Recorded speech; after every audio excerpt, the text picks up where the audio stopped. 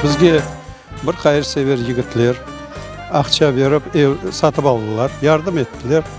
Şu ветанда yaşағанымызға қуанамын. Енді мүфтиятымыз мына сау болсын, şu үйін бізге алып берділер. Яқшы күндерге ийліклеріне қайтсын, мұны қуанып, біз мұндан жамыге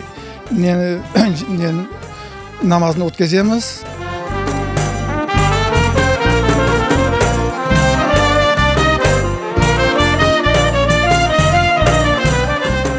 Beş 6 yıl kulüpte yaptık, son детский satını verdi bizge. Onda yaptık, onun remont yapkan son kene ondan kovdular. Ondan da geçtik kulüpka. Kulüpten kene общитаға geçtik. Allah'a şükür 18 yıl biz o yakta bu yakta barıp namaz yaptık koydu.